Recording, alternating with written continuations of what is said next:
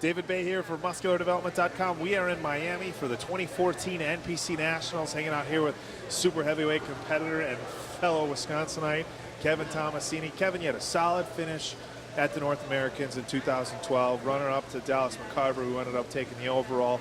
Not quite where you want to be last time. Made some changes as far as your coach and your training. As a friend, I've seen you, and I can say that I know you're looking your best. Talk to us a little bit about, some of the changes you've made, since your last national level appearance. It's kind of crazy. We changed everything. All my, everything I had previously thought worked. We kind of scratched those methods, and we went, a lot less food, shakes instead of meal, actual protein, a lot more cardio. I used to use my recumbent bike quite a bit. Nothing was allowed like that. It was all on my feet, stair-stepping every time. It was actually the first time I've ever prepped where I was actually hungry, and hungry quite often. But that was it. It was supposed to be, as it was set up, 30 to 40 minutes, getting into your next meal, you should be hungry for the next one. So, it was the most difficult prep I've ever done, but I actually am really happy with where things look. Well, that's kind of how it goes. The more suffering you do, the more that, better you're going to look. I guess, you bring up an interesting point, and you know this from my prep, is I did the same thing on a recumbent bike this year. I did it at my house with my PlayStation and stuff. I thought this will be a great way to do cardio, get up, jump on the bike. I think I noticed the same thing. In the past I had always done a stair climber, and but I bumped up my cardio on the recumbent bike. But do you just feel like, being in that position on a recumbent bike, you're just not getting the type of cardiovascular exercise you need, even if you're keeping up a high pace? For me personally, I know it sounds kind of crazy, but last year I actually had to have my tailbone operated on while I was prepping.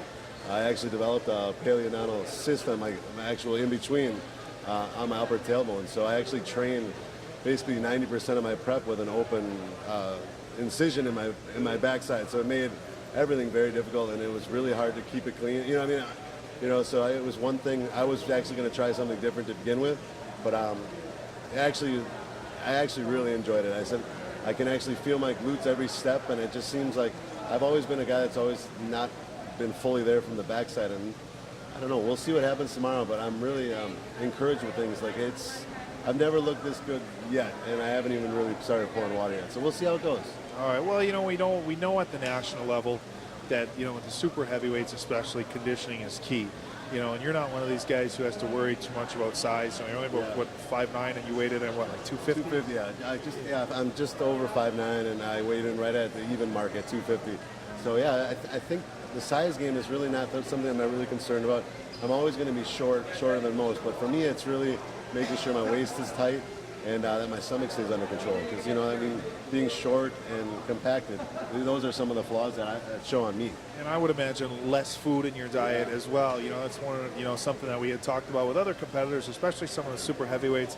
These guys who take so much food to fill out that, they're eating so much on a regular basis, and it's like it's hard. It's just hard to keep a small waistline when you're stuffing your face all the time. Yeah. So really, it was pretty vanilla.